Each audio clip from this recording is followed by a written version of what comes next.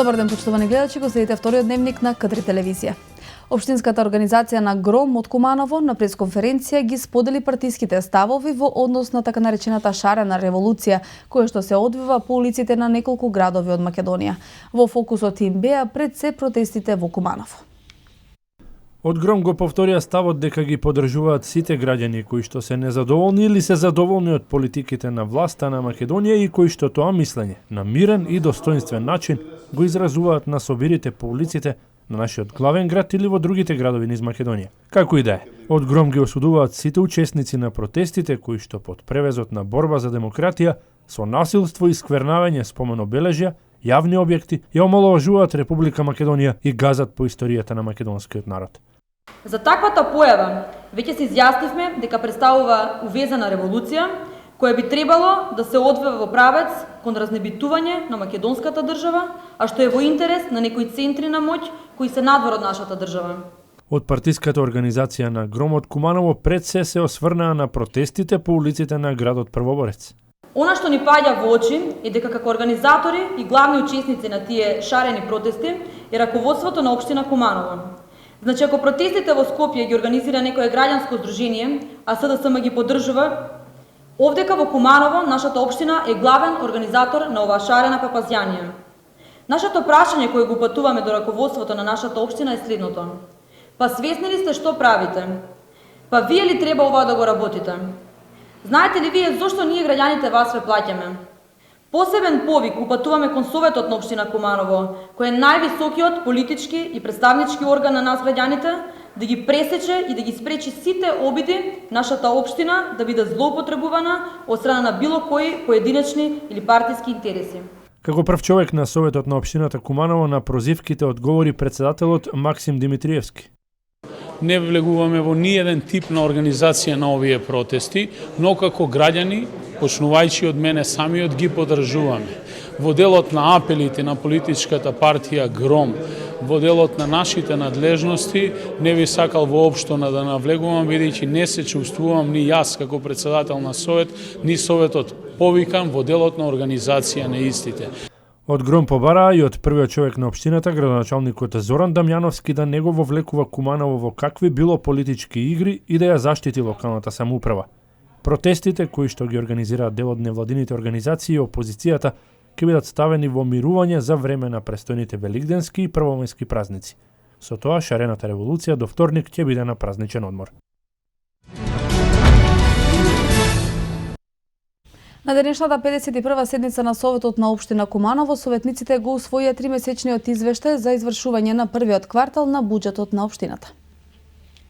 Кварталниот извештај за реализација на општинскиот буџет за 2016-та пред советниците. Раководителката на секторот за финансии од општина Куманово Ирена Илиевска пред нив истакна дека во првиот квартал реализацијата е 20% од приходната страна од планираните за тековната година и околу 17% за реализацијата на расходите, вклучувајќи ги тековните и капиталните трошоци. Значи, што се однесува од приходите, најголемо остварување од тие 20% има во даночната страна, значи даноците, неданочните приходи, како и од дотациите, оние средства кои што ги добиваме за извршување на дејноста на делегираните надлежности кои што ни се од областа на образование, култура и на социјала. Инаку на приходната страна сите овие значи приходи се распоредени на поединечни тековни и капитални расходи и тоа од тековните расходи значи за нормално функционирање и подмирување на трошоците на општинската администрација, за трошоци кои што се согласно програми на јавните предпријатија донесени значи во текот на претходната година, додека од капиталните расходи има исплата на поединечни оние ситуации кои што се завршени во претходниот период, почнувајќи од реконструкција и изградба на некои нови улици, на тротоари, на базенот, на некој дел од училиштата, значи на спортски сали и слично. Општина Куманово 4 години работи со блокирана сметка од судски процес од €1.000.000, така што работи со определен лимит. Советниците од опозицијата кои гласаа против сметаат дека извршувањето на буџетот е незначително. Координаторот на советничката група на коалицијата за подобра Македонија, Драган Петковски, рече дека само 2 ставки 100% се исполнети. Пред нас доставениот извештај гледаме дека само 2 ставки се исполнети со 100%, а тоа е ставката дотации од централната власт, значи централната власт ги исполнува своите обврски во 100% и тука отпаѓаат сите оправдувања на локалната власт дека не работат добро затоа што немаат дотации од централната власт. И втората ставка која што се исполнува во 100% е исплата на плати и надоместоци од плати за вработените во општинската администрација. Сите други ставки во проценти се остварени со помалку од 50% вкупно. Петковски нагласи дека првин треба да се реализираат реалните потреби на граѓаните, водовод, канализација, асфалтирање на улици, а потоа да се реализираат луксузни проекти. Вкупниот буџет на општина Куманово е околу 1 милиарда и 800 милиони денари, од кои што основниот изнесува 900 милиони денари. На 25 април, датумот на првото ослободување на Кратово, локалната самоуправа на општината одбележа 72 години од значајниот историски настан за градот. Беше положено цвеќе на спомен бистата и спомен костурницата во Кратово, а се одржа и историски час. Одбележувањето на 72 години од првото ослободување на град Кратово започна со полагање цвеќе на спомен бистата на Павел Шатев, Јове Гичев, Тошо Куковски и на спомен костурницата во градот, пошто следуваше историски час во кој присутните си приспомнаа за значењето на овој ден. Граѓаните на град Кратово на 25 април 1944 година за прв пат во историјата ја виделе слободата, иако за кратко само еден ден. Тој ден пак го најавил крајот на окупацијата, а и големата воено-политичка победа над окупаторот за ослободување на Македонија. Со нападот на Кратово, непосредно пред отпочнувањето на офанзивата на окупаторот за уништување на военото и политичко раководство на Македонија и слободната територија на Козјачкиот простор, военото раководство на Народното ослободување на Македонија на чело со командантот Михајло Апостолски ја покажало воената умешност, знаење и вештина како да се надмудри непријателот, поброен и технички поопремен. Нападот на Кратово на 25 април 44-та во раните утрински часови ги изненадал граѓаните, кои пак се вклучиле во одбраната и дале поддршка на борците во нападот на бугарската единица сместена во училиштето во центарот на градот. Тој напад на Кратово е почеток на воено-политичката победа над окупаторот во источниот дел на Македонија, интензивирање на борбата во државата, јакнање на моралот на граѓаните и вербата во конечната победа. Одбележувањето на 72 години од првото ослободување на Кратово го збогатија и учениците од градот кои читаа лични творби посветени на настанот. Повеќе активности се спроведени од страна на Центарот за јавно здравје и одделот за вакцинација по повод Европската недела на имунизација, нагласувајќи ги сите предности од вакцините. Центарот за јавно здравје од Куманово во соработка со Здравствениот дом, особено одделот за вакцинација, оваа недела ги превзеде најголемите активности по повод Европската недела за имунизација. Главните наши активности се состојат оваа недела во прочешлување на така наречениот терен. Всушност ги бараме сите оние деца кои што не се вакцинирани, кои што се подложни на вакцинација, меѓутоа не се јавиле на вакцинација. Односно, нашите активности се во кампањата подигнување на свеста, значи на родителите, секако на сите оние кои што за да го сватат што значи бенефит на едно вакцинирано дете. Вакцинацијата на децата опфаќа овде предшколски деца и имунизација на школски деца. Предшколските деца ги вршат теренските тимови кои се сместени, вакцинацијата на предшколски деца се врши од теренските тимови сместени во амбулантата Тоде Мендел и овде во Здравствениот дом, а исто така и на училишните деца ја вршат мобилните екипи, значи сместени во Здравствениот во Тоде Мендел амбулантата. Бенефитот од вакцинацијата секако ние сакаме нашите деца да се развиваат здраво, да имаме здраво поколение, така да вакцинацијата е најголемата придобивка да се спречат сите оние заразни болести кои во минатото давале значи голема смртност и секако компликации кои што со големи последици. Значајно е да се забележи дека во последнава година, како кај нас, така и во регионот, се бележи намален опфат на децата со имунизација, зашто придонесуваат голем број и оние антивакцинални кампањи. Кај нас опфатот секогаш бил над 95% за поодделни вакцини, меѓутоа веќе оваа година се бележи за одделни вакцини, значи има овој опфат е под 95. Воведувањето на поливалентните вакцини започна од август и септември, со кои од 12 боцкања како претходно сега се намалени на 7 во текот на една година, што е бенефит на истите. Тие апелираат до родителите децата навремено и да ги примаат сите потребни вакцини. Православната црква и верниците денеска одбележуваат Велика среда, еден од најзначајните денови од неделата на страдањата. На Велика среда се одбележуваат 3 значајни настани. Последното предсмртно помазание на Господа, заговорот на јудејците за да го убијат и јудиното предадство на Христа за 30 сребреници.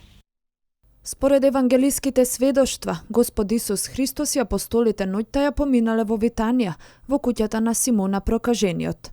Во Евангелието кое што се чита на предовестената литургија, се вели дека токму на тој ден некоја жена излила миро врз главата на Господа Исуса Христа. Со тоа таа него го подготвила за погребение, како што рекол и самиот он. На исток, помазувањето со миро била позната работа. Тоа се правело на значајни личности, на цареви и првосвештеници, или пак кога во домовите на побогатите ќе дојдел значаен гостин, кој бил особено почитуван и уважуван и тој бил помазуван. Обично при помазувањето ја помазувале косата на главата, челото, лицето и брадата, а кога сакале кон некого да покажат исклучителна почит, му ги помазувале и нозете. Освен ова помазание, евреите имале востановен обичај да ги помазуваат со мириси и телата на упокоените при погребувањето. Во Крива Паланка започна подготовките во пресред на великденските празници. По повод манифестацијата Великденска традиција, која ќе се одржи во понеделник, 2 мај, во дворот на локалната установа Градски музеј. Денеска започна работилниците за великденски декорации, во кои се вклучија најмалите кривопаланчани, заедно со своите наставници и родители. Со цел да се избават од заборавот вековните адети и обичаи поврзани со Христовото воскресение. Локалната самоуправа заедно со Градскиот музеј и годинава по трет пат организираат сенародна прослава на која ќе се презентираат најумешните великденски изработки. Токму со изработка на такви декорации и изучување на празничната традиција започнаа работилниците во Кривопаланичкиот музеј. Учениците од второ оделение од основното училиште Илинден заедно со своите наставнички, родители и вработените во музејската установа ја продолжија традицијата за доследно одбележување на големиот празник. Традиционално веќе трета година поред ја одржуваме великденска традиција, а во склопот на великденска традиција организираме 2 работилниците. Една работилница е денеска во среда, и тука се изработуваат декорации, великденски декорации, бидејќи тоа учество земаат на малите основци, второ деленци се сега ни се гости од основното училиште Илинден.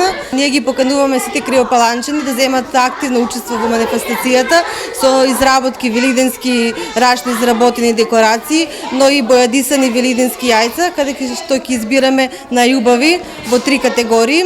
Првата категорија е најубаво великденско јајце, втората категорија е најубава великденска рачно изработена декорација, а направивме од лани уште една категорија за основните училишта и за градинките, најубава рачно изработена декорација, но групна декорација, а исто така ќе има надпрвар и во најцврсто јајце. Имаме и кривопаланичка трпеза, каде што учество земаат пензионерките и други жени од градот. Покрај креативноста, најмалите кривопаланчани од повозрастните учеа и за автентичните обичаи и адети за ова поднебие. Денеска учествуваме во една работилница во која што дечињата изработуваат украси, декорации по повод празникот Великден. Сето ова е направено со цел да децата се запознаат со обичаите и традицијата, како се прославува овој празник во Кривопаланечкиот крај. За таа цел денеска имаме викнато и поканивме неколку родители, малку повозрастни особи кои што ќе може да им ги објаснат сите овие работи на нашите дечиња. Учесниците на работилниците со своите изработки ќе земат учество на предстојната манифестација Великденска традиција во понеделник 2 мај. Денес сме во музеот, тука е учителката и други останати родители. Ни помогна да ги направиме великденските украси како што е овој. Кажи ни што изработувате денеска? Правиме јајца, ги украсуваме. А кажи ни зошто ги изработувате? Кој празник се ближи? Великден. Одговорните се надеваат дека и годинава манифестацијата ќе собере стотици граѓани, но и гости во градот кои заеднички ќе го прослават големиот христијански празник. Во Средното општинско училиште Перо Наков од Куманово се одржа отворен ден со цел поголема промоција помеѓу деветоделенците и презентација на профилите кои што ги нуди. Во Средното општинско училиште Перо Наков се организираше отворен ден со цел поголема промоција на истото помеѓу деветоделенците и поголема промоција на струките и профилите кои што ги нуди. Во училишниот хол беа поставени повеќе штандови, наместени од страна на матурантите и нивните ментори. На секој од штандовите се представува посебна струка и посебен профил од нашето училиште.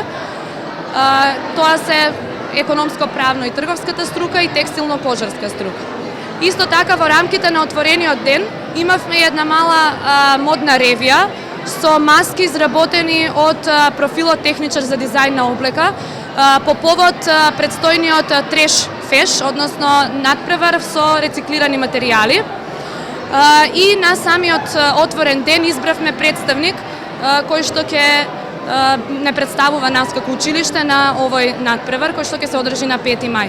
Учениците на штандовите покажаат дел од она што го учат на часовите и сето она што го изведуваат и учат преку практичната настава. Ние заедно на пракса во 4-та година формираме училишни компании. Нашата компанија е Куманово Мај Мол, таа е трговски центар што работи на големо и мало со облека и продажба на деловен простор. Сето ова што го имаме сработено е навистина прекрасно, имаме вложено голем труд во сето ова. Покрај тоа што се забавуваме, ние учиме практично како да правиме документи, како да пополнуваме формулари, талони, испратници, фактури и слично, и сето ова за нас е навистина прекрасно доживување и се забавуваме и учиме. И јас конкретно би сакала да кажам дека сум многу задоволна од ова училиште и посакувам, ги повикувам сите кои што не знаат каде се запишат, ги поканувам во економското училиште Перо Наков. И учениците од текстилната струка имаат свој штанд, инаку тие ги прикажаат своите изработени модели од рециклирачки материјали. Изработуваме интересни предмети од глина кои подоцна ги изливаме од гипс и ги изложуваме на вакви надпревари. Исто така и ние самите ученици учествуваме на треш фешн кој се одржува во Скопје на 5 јуни и ги изработуваме од материјал што се рециклира и реупотребува, како што е метал, најлон, пластика и стар текстил. Денеска на овој отворен ден одржував манекенки со различни модели од цртани ликови, цртани филм. Нашиот модел победи, кој што е со наслов Малефисент, изработен е од црн најлон, пластика и метал. По повод овој отворен ден, од страна на училиштето беа поканети сите основни училишта од градот, а домаќините се задоволни од самата посета и од заинтересираноста на основците. Кумановскиот театар вечерва со почеток од 20 часот премиерно ќе изведе представата Ревизор под текст на Никола Василевиќ Гоголј, во режија на Андреј Цветковски. Во представата станува збор за човековата потреба за моќ и стравот од стегите на општеството кое ги наметнува. Со 6 гласа за и 1 против, членовите на Државната изборна комисија го усвоја извештајот од вкрстените, теренските и од административните проверки на избирачкиот список. Со ова, патот до изборите на 5 јуни е чист. Државната изборна комисија на Македонија со двотретинско мнозинство го усвои збирниот извештај за спроведените вкрстени, административни и теренски проверки. Двајцата членови од СДСМ не присуствува, додека претседателот на ДИК Александар Чичаковски гласаше против. Според Силвана Бонева, расчистени се сите дилеми и избирачкиот список може да гарантира веродостојни и кредибилни избори. Инаку според раковникот на Државната изборна комисија, Сите заинтересирани граѓани на Република Македонија кои се на привремена работа или престој во странство имаат право да поднесат листа на кандидати за избор на пратеници во Собранието на Република Македонија за изборната единица број 7. Рокот за собирање подписи пред ДИК, односно во подрачните оделенија, како и во дипломатско-конзуларните представништва е од 25 април до 9 мај 2016 година. ДИК го стави на јавен увид избирачкиот список. Граѓаните наредните 15 дена може да проверат дали ги има на списокот електронски на веб страницата на ДИК или лично во подрачните оделенија на комисијата.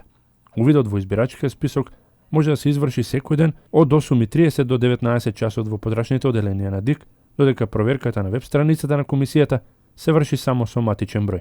Партиите пак кандидатските листи ќе треба да ги заклучат на 11 мај, за веќе од 16 да започне изборната кампања.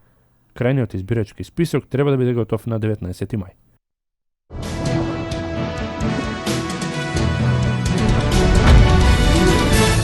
Во воздушните напади уништени се до 800 милиони долари готовина, која што била во собственост на Исламска држава. Русија нема да се вклучи во меѓународниот договор за трговија со оружје. Штрајк на млади лекари во Англија против реформи кои ги предлага владата. Ова се вестите од светот за денеска. Американскиот генерал мајор Питер Герстен објави дека во воздушните напади уништени се до 800 милиони долари готовина која била во собственост на Исламската држава. BBC наведува дека Герстен, кој се наоѓа во Багдад, изјавил дека САД во повеќе наврати за цел имала складишта на пари на Исламска држава. Овој удар на незиното финансирање придонесе за зголемување на дезертерството за 90% и намалување на бројот на ново пристигнати борци, тврди Герстен. Американското министерство за финансии во 2014 година ја нарече Исламска држава најдобро финансирана терористичка организација на која некогаш наишле. Русија смета оти не е неопходно да се приклучи кон меѓународниот договор за трговија со оружје, соопшти Руското министерство за надворешни работи. Стандардите содржани во договорот се многу пониски од оние на Русија, нагласува министерството. Освен тоа, изминатите години повеќе пати е забележано дека некои држави ги нарушуваат заложбите на кои се обврзале, да не дозволат доставување на производи со воена назнака во зоните со вооружени конфликти. Договорот стапи на сила во 2014 година и има за цел да ја регулира трговијата со оружје во светот и да спречи незаконска трговија со оружје. Многумина сепак се незадоволни поради тоа што документот не предвидува санкции за нарушителите, а не достигаат и реални механизми за контрола. Младите лекари во јавното здравство во Англија стапија во нов 9-часовен штрајк, протестирајќи против намерата на британската влада за реформи во здравствениот систем и нови работни договори. Денешниот штрајк е првиот во историјата на јавното здравство во Англија во кој се приклучени сите лекарски оддели, па денеска со штрајкот се опфатени и акушерството, амбулантите и одделенијата за интензивна нега. Младите лекари и синдикатот кој ги поддржува не се согласуваат со новите договори кои ги предлага владата, тврдејќи дека тие повеќе ќе работат и дежураат во текот на викендите, а нема да добиваат повеќе пари за својата зголемена работа. Во Англија се регистрирани 50.000 млади лекари, или 1/3 од вкупниот број здравствен персонал. Штрајкот предизвика откажување на 13.000 рутински операции и повеќе од 100.000 закажани прегледи. Турција постигна договор со САД дека во текот на мај на својата граница со Сирија ќе размести американски систем за лансирање ракети за да се осуетат се почестите и жестоки напади од страна на џихадистите на Исламска држава. Според извори од турската влада, од почетокот на годинава врз пограничниот град Килис од сириската територија која е под контрола на Исламска држава, истрелани се 40 на ракети при што загинале најмалку 17 цивили, од кои 10 турци и 7 бегалци сирици, кои во Килис се помногубројни отколку локалното население. Артилериско-ракетните батерии од типот Химарс може да бидат разместени на разни локации благодарејќи на нивната мобилност. Се сметаат за многу ефикасно вооружување бидејќи имаат дострел од 90 км во однос на турската артилерија која има дострел од 40 км. Турската артилерија јавува дека редовно ги бомбардира позициите на џихадистите секогаш по нивен напад врз турски цели. Шефот на турската дипломатија се надева дека разговорите меѓу американските сојузници за воспоставување сигурносна зона на северот од Турција, меѓу Манби и Јарблус, ќе резултира со конкретни одлуки.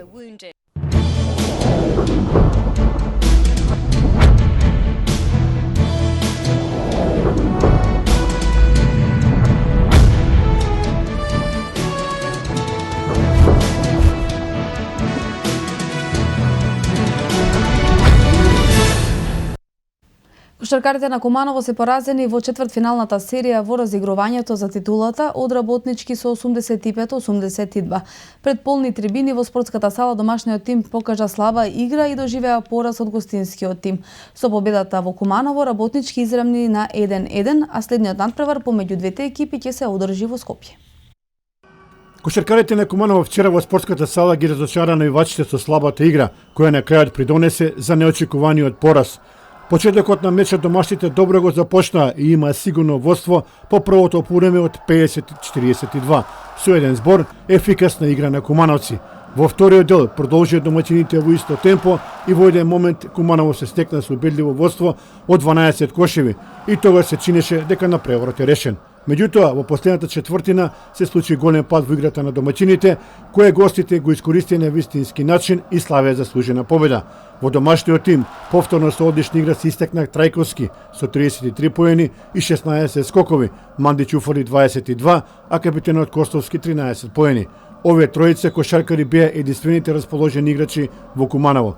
На вчерашната средба потврди Марко Симоновски, кој мечот го заврши со само еден поен, што не се случило одамна. Кај гостите ветеранот Чековски уфрли 21 поен, а Мираковски реализираше 18, како и младиот Станков со 15 кошеви. Во секој случај, овој пораз целосно ја комплицира работата околу конечниот исход на овој напревар. Екипата на Куманово сега е во ситуација да стравува за конечниот исход на овој напревар, а доколку сака да се пласира во полуфиналето, ќе мора во Скопје на третиот напревар да прикаже многу подобра игра. Во спротивно, сонот наречен борба за титулата може да заврши многу порано од очекувањата. Сепак и понатаму поголемиот дел од јавноста смета дека оваа екипа се уште не го кажала последниот збор во правенството.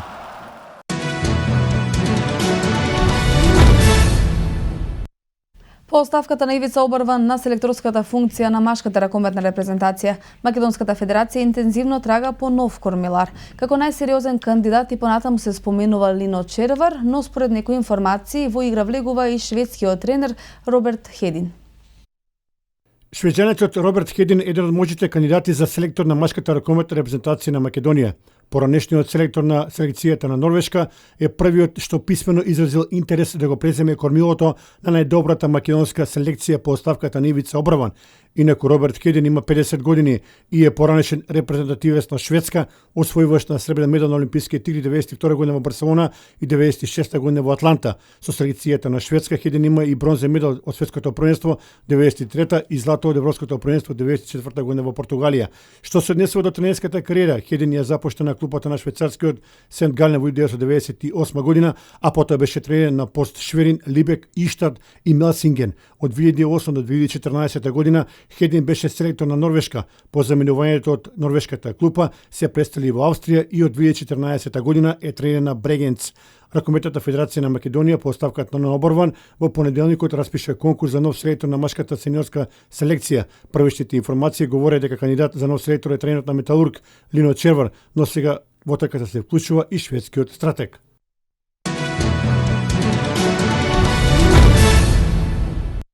Вести од меѓународен спорт. Во првиот полуфинален надпревар од фудбалската лига на шампионите, Манчестер Сити и Реал Мадрид одиграа 0-0, а прикажаната игра на двете екипи не заслужува преодна оценка. Кошаркарите на Локомотива се последните патници на Final Four, откако во петиот надпревар со 81-67 ја совладаа екипата на Барселона. Слаб напревар одиграа на Етихад стадионот фудбалерите на Манчестер Сити и Реал Мадрид, а двете екипи останаа должни на љубителите на фудбалот за прикажаната игра.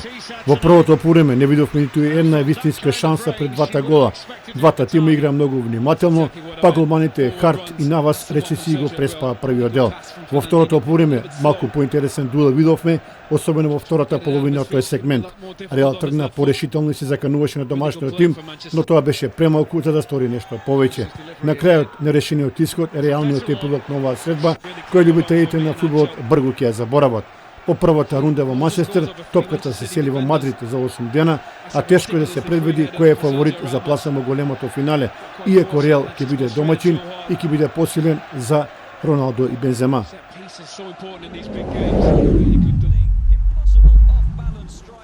Екипата на Локомотива е постигнала четврти патник на завршениот Final Four во кошарка, кој ќе се одржи во Берлин. Во решавачкиот пети напревар домаќините со фуриозна игра во последната четвртина успеа да го скршат отпорот на каталонците, кои во тој период постигнаа само 5 поени и на крајот заслужено беа поразени. Во домашниот тим одлична игра прикажа американецот Дилејни со 17 поени, како и Синглтон со 16 коша. Во Барселона се истакнаа Пепероглу со 13 и ветеранот на Вара со 12 кошеви. Воедно ова беше најголем успех на Локомотива, но и на руската кошарка, бидејќи во полуфиналето ќе имаат двајца представници.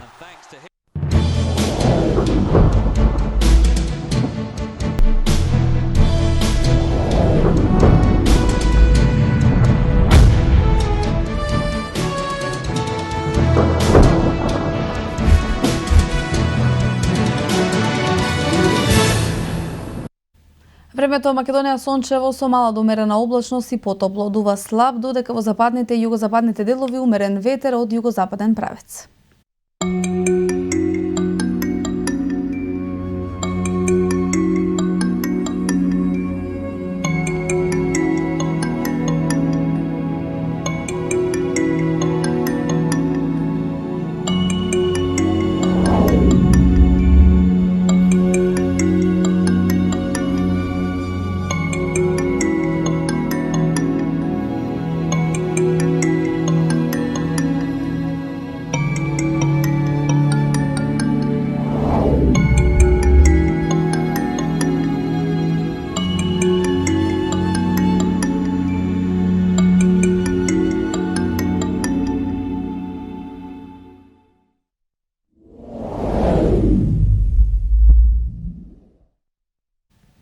Тоа беше се што подготвивме за вториот дневник, почитувани гледачи. Благодарам на вниманието, пријатно попладне.